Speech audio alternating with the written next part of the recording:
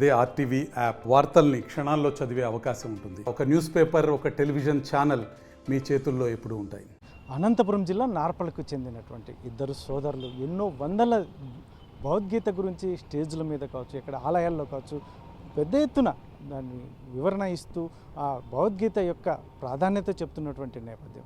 ఈరోజు భగవద్గీత జయంతి సందర్భంగా కూడా పెద్ద ఎత్తున వీరు ఆ కార్యక్రమాన్ని నిర్వహిస్తున్నటువంటి నేపథ్యం. మరి ఎందుకు ఆ రకమైన ఆలోచన వచ్చింది, మొదట్లో ఎప్పుడు స్టార్ట్ చేశారు, ఇటువంటి అంశాలన్నీ వారితో మాట్లాడే ప్రయత్నం చేద్దాం. అసలు సరే ఏంటి, మీరు భగవద్గీత పెద్ద ఎత్తున ఎక్కడెక్కడో స్టేజ్ల మీద ఇస్తున్నటువంటి నేపథ్యం, మీరు మొదట్లో ఎక్కడ స్టార్ట్ చేశారు, ఏ వయసులో స్టార్ట్ చేశారు? మొదట ఒక 20 సంవత్సరం వయసులో, 22 సంవత్సరాల వయసులో ప్రారంభం చేసినాను. ఒకసారి తిరుమల తిరుపతి దేవస్థానం వాళ్ళు ధర్మ ప్రచారం కోసం వచ్చి ఒక భగవద్గీత నాకు ఇవ్వడం జరిగింది. ఆ భగవద్గీత నేను తెరిచి చూస్తే ఆ శ్లోకాలు చదవగలుగుతున్నాను, కానీ ఆ శ్లోకాల్లో ఉండేటువంటి భావం అర్థం కావడం లే నాకు. అప్పుడు ఏమిటి ఇంద్రియాలంటే ఏమి, ఈ మనస్సు అంటే ఏమి, బుద్ధి అంటే ఏమి అనేటువంటిది గ్రాహ్యం కాలే.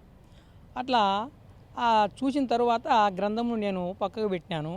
2 సంవత్సరముల తర్వాత మా గురువు గారు కుల్లాయప్ప స్వామి అనేటువంటి ఆయన పరిచయం కావడము, ఆయన ద్వారా అనేకమైనటువంటి భారత, భాగవత, రామాయణ, నలచరిత్ర అనేటువంటి ఆ గ్రంథములన్నీ కూడా ఆయన చెబుతూ ఉంటే మేము వింటూ వస్తూ ఉన్నాము.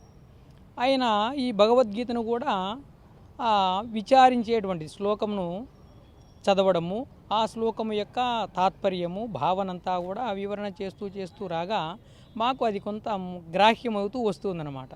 ఆ గ్రాహ్యం అయ్యే కొద్దీ మాకు ఇంకా ఇనల్లనేటువంటి కుతూహలము, ఉత్సాహము జనించింది మాలో.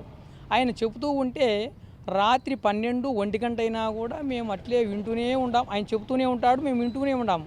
నిద్ర అనేటువంటిది కానీ, అలసట అనేటువంటిది కానీ లేకోకుండా ఆ విధంగా చేస్తూ కొంతకాలానికి ఆయన 12వ భక్తి యోగం 12వ అధ్యాయం నేర్చుకోండి అని అందరికీ ఒక 30-40 మంది మా సమాజ సభ్యులు అందరికీ కూడా నేర్పిస్తూ ఉంటే మేము అంతా నేర్చుకున్నాం 12వ అధ్యాయం భక్తి యోగం. తరువాత పురుషోత్తమ ప్రాప్తి యోగము నేర్చుకోండి అన్నాడు ఆయన. ఆ పురుషోత్తమ ప్రాప్తి యోగం నేర్చుకున్నాము. రాజవిద్య, రాజగుహ్య యోగము 3 అధ్యాయాలు కంటతా నేర్చుకున్నాం. తర్వాత మాలో ఒక ఆలోచన వచ్చిందన్నమాట. ఈ 3 అధ్యాయాలే కాకుండా 18 అధ్యాయాలు నేర్చుకుంటే బాగుంటుంది కదా, జీవితంలో మనకు ఎంతో ఉపయోగపడతాయి జీవిత గమ్యానికి అనేటువంటి వాటి చేత మేము ప్రతి దినము ఉదయము సాయంత్రము ఒక అధ్యాయమును మనం పెట్టుకొని ఒక వారంలో ఒక అధ్యాయం నేర్చుకుంటా 1 సంవత్సరం లోపల మేము 18 అధ్యాయాలు పూర్తి చేయగలిగినాం. అక్కడి నుంచి ఎక్కడైనా పారాయణం చేయగలిగేటువంటి వాళ్ళు ఆహ్వానిస్తే మేము పోవడము, అక్కడ పూజా విధానాన్ని అంతా కూడా చేయడము, ఆ భగవద్గీత పారాయణం చేయడము, రావడము, ఇట్లా చేస్తూ 30 సంవత్సరం నుంచి ఈ కార్యక్రమం చేస్తూ ఉన్నాము. ఈ విధంగా మేము మద్దలపల్లి అనేటువంటి గ్రామంలో ఇప్పుడు 7వ సంవత్సరం జరుగుతూ ఉంది. ప్రతి పౌర్ణిమకు కూడా వాళ్ళు సంపూర్ణ గీతా పారాయణం అక్కడ నిర్వర్తించడము, విష్ణు సహస్రనామములు, గీతా మహత్యముతో, మంత్రపుష్పముతో అక్కడ కార్యక్రమాన్ని అంతా కూడా ఇప్పుడు 75 మాసములైంది ఈ మాసముతో. అట్లా ఆ విధంగా కొనసాగుతూ అక్కడ ఫస్ట్ మేము మొదలుపెట్టినప్పుడు ఒక 7-8 మంది అక్కడ ఉండేవాళ్ళు. ఇప్పుడు ఇంచుమించు మండలంలో ఒక 100 మందికి పైగానే గీతను చూసి చదివేవాళ్ళు. ఆనాడు చూసి చదవలేకుండా ఇప్పుడు చూసి చదివేటువంటి వాళ్ళు 100 మందికి పైగా తయారైనారు.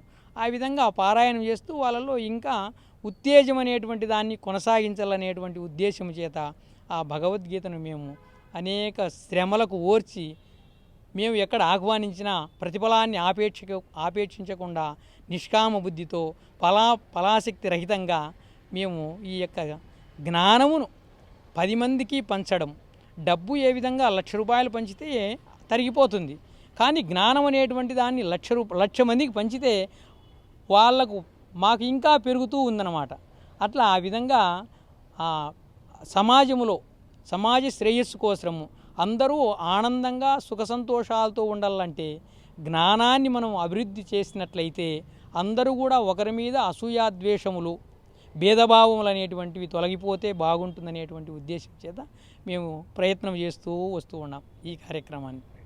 ఏం చెప్తారు సార్ మీరు? ఎందుకంటే ఇద్దరు అన్నదమ్ములు ఎటువంటి పొరపచ్చాలు లేకుండా ఇటువంటి కార్యక్రమం నిర్వహించడం ఎలా సాధ్యం? అందులో గీతను బోధించడం వల్ల మీరు ఎలా ఫీల్ అవుతున్నారు? భగవద్గీత శ్రీకృష్ణ పరమాత్మ ముఖపద్మముల నుండి వచ్చినటువంటి వాణి.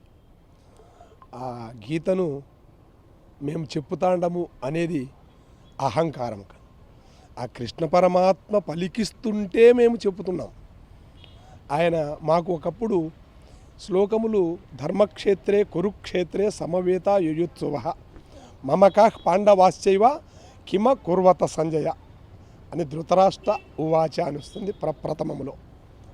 అప్పుడు శ్లోకము చదివేది కూడా మాకు ఉచ్చారణ రాకున్నది తొలుత.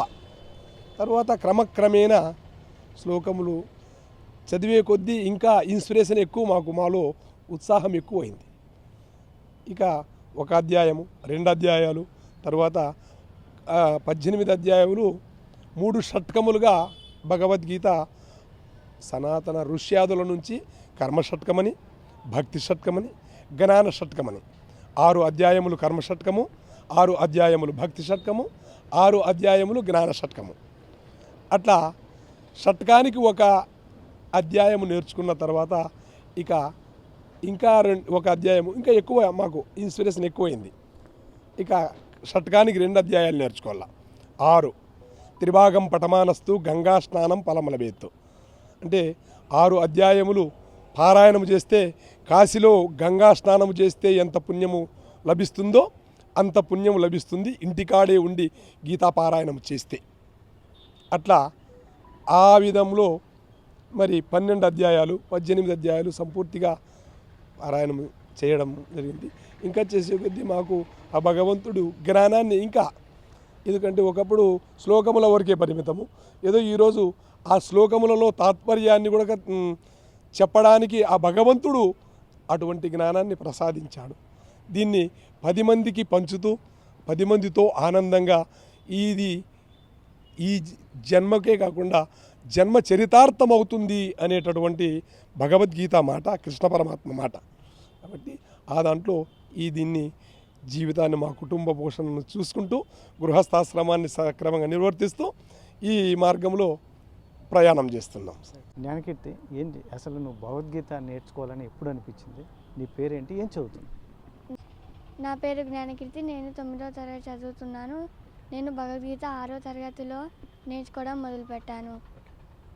నాకు నిన్న నిర్వహించిన భగవద్గీత పోటీలలో మొదటి బహుమతి వచ్చింది. దీనివల్ల మా ఉపాధ్యాయులందరూ నన్ను ప్రోత్సహిస్తున్నారు. మీ ఫ్రెండ్స్ అంతా ఎలా చూస్తారు? మా స్నేహితులు నన్ను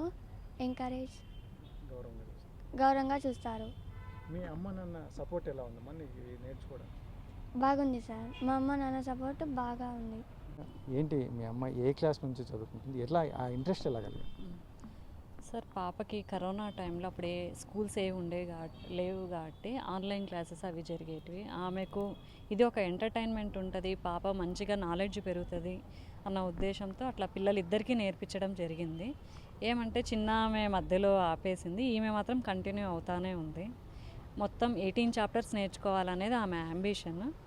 ఫ్యూచర్లో కూడా ఇంకా పిల్లలకి చెప్పడం కానీ అన్నీ కూడా చేయాలని అనుకుంటా ఉన్నాను. అంటే ఎలా అనిపిస్తుంది మీకు మీ అమ్మాయి ఇంత చిన్న వయసులోనే స్టేజ్లెక్కి భగవద్గీత గురించి చెప్తూ ఉంటే ఎలా ఫీల్ అవుతుంది? ఒక తల్లిదండ్రులుగా మీరు ఏం చెప్తారు? నాకైతే చాలా గ్రేట్ఫుల్గా అనిపిస్తుంది సార్. ఎందుకంటే ఇది అందరికీ రాదు. మనం ఇంత ఏజ్ వచ్చినా కూడా ఇంకా అసలు కొంతమందికి అయితే అది ఉంది అని కూడా ఆలోచన అనేది ఉండదు నేర్చుకోవాలా అనేది. కానీ మా పాపకి నేర్పిస్తున్నందుకు నాకు చాలా హ్యాపీగా ఉంది. మెయిన్ ఆమెకు నేర్పిస్తున్న మా చిన్నమ్మ అన్నమాట, ఆమె చాలా ఎంకరేజ్ చేస్తారు. ఏ రోజు కూడా ఆమెకు క్లాసు ఈరోజు నేను చెప్పలేను అన్న ఫీలింగ్ కూడా ఉండదన్నమాట. రోజు చెప్తానే ఉంటారు. ఏ స్టేజ్లో ఉన్నా కూడా ఆమె కంపల్సరీ రోజు ఫోన్ చేస్తే ఆమెకైతే క్లాసెస్ అయితే చెప్తూ ఉంటారు. అంటే తను ఇప్పుడు చిన్న వయసు, రాబోయే కాలంలో కూడా ఇట్లా స్టేజ్ల మీద కానీ ఎక్కడైనా కూడా ఇటువంటి భగవద్గీత గురించి చెప్పాలంటే మీ సపోర్ట్ ఉంటుందా కంటిన్యూగా? ఉంటుంది సార్. ఆమె ఎక్కడికి వెళ్ళి నేను చెప్తానన్నా కూడా మేము రెడీగా వెళ్ళి తీసుకెళ్ళి ఆమెను ఎంకరేజ్ అయితే చేయిస్తాం సార్, చేసి చెప్పిస్తాం.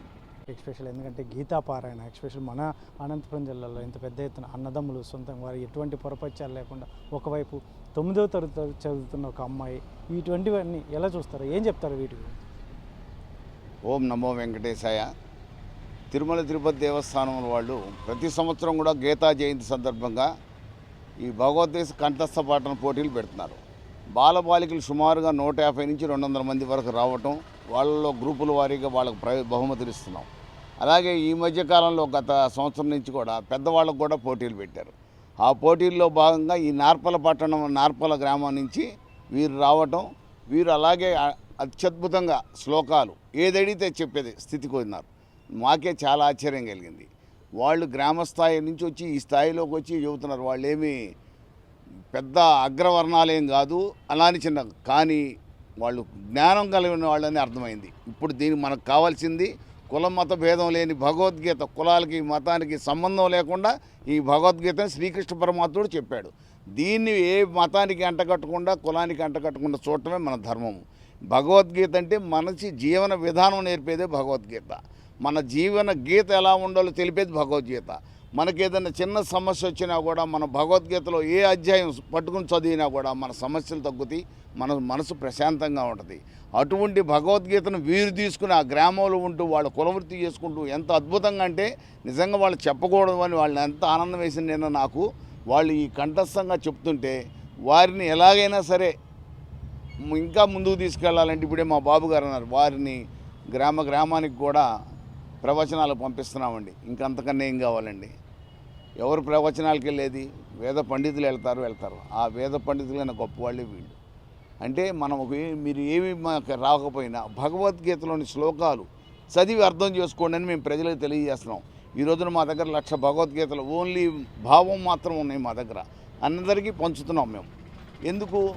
సమాజంలో మార్పు రావాలంటే భగవద్గీత చదవాలి, చదివితేనే మార్పు వచ్చింది. ఈ కుల మత అగ్ర పేద అనే ధనిక భావం లేకుండా అసలు మనిషి ఎందుకు పుట్టాడో తెలియట్లేదండి. ఈ అహంకారము, ఇది నాది నాది నాది నేను, ఇప్పుడు వారు చెప్పారు నేను అనే భావన పోగొట్టుకోవాలి. నేను చెప్పాను కాదు, భగవద్ శ్రీకృష్ణ పరమాత్ముడు చెప్పి, నిజంగా పెద్ద మాట అది. ఇప్పుడు ఏమంటారు? నేను చెబుతున్నాను వినండి, నేను చెబుతున్నాను ఈ శ్లోకం మీరు చెప్పలేరు అంటారు. కానీ శ్రీకృష్ణ పరమాత్ముడు ఈ విధంగా చెప్తున్నాడు అన్న మాట చూడండి, ఎంత పెద్ద మాటో. చాలా సంతోషం, నాకు అద్భుతంగా అనిపించింది. నేను ఆర్డీఓ గారు కూడా వచ్చారు ఈ కార్యక్రమానికి. వారు చాలా ఆనందపడి, నేను ఇప్పుడు చదువుతానో లేదో తెలియదు కానీ భగవద్గీత రిటైర్ అయిన వాళ్ళు తప్పకుండా చదువుతానన్నాడు. కాదు సార్, ఇప్పుడు చదివితేనే మన సమాజానికి ఇంకా మంచి పనులు చేస్తారని మేము తెలియజేశాం. ఓం నమో వెంకటేశాయ. ఇది మొత్తం ఏదైతే మాత్రం ఈ గీతా జయంతి సందర్భంగా అనంతపురంలో ఈ అన్నదమ్ములు అసలు వాళ్ళ కుల వృత్తి చేసుకుంటూనే మరోవైపు ఈ గీత గురించి గ్రామాలను ఆలయాలను ఎక్కడ పిలిస్తే అక్కడ వెళ్ళి చేయడానికి మేము ఎప్పుడు సిద్ధంగా ఉంటామని, అందులో మాకు శ్రీకృష్ణుడు కలిగించిన ఒక అద్భుత అవకాశం అని ఒకవైపు చెప్తూనే మరోవైపు చిన్నారి 9 ఏళ్ల చిన్నారి 6వ తరగతి నుంచి నేర్చుకోవడం, అది ఉచ్చరించడం, అందులో స్టేజ్ల మీద కూడా ఆమె ఈ రకంగా గీత గురించి అందరికీ ఉద్బోధిస్తూ ముందుకెళ్తున్నటువంటి నేపథ్యం. ఇటువంటి పరిస్థితుల్లోనే ఈ కార్యక్రమాలు ఇప్పుడు ఖచ్చితంగా భగవద్గీత చాలా అవసరం. చాలామంది భగవద్గీత గురించి తెలుసుకోవాలంటేనే ఇష్టపడరు. కాబట్టి భగవద్గీతను చదివితే అన్ని అంశాలలోనూ క్లారిటీ వస్తుంది అని చెప్పేసి ఇక్కడ పెద్దలు చెప్తున్నటువంటి విషయం. కెమెరా పర్సన్ సుధాకర్తో చల్లకెనాయుడు, RTV, అనంతపురం జిల్లా.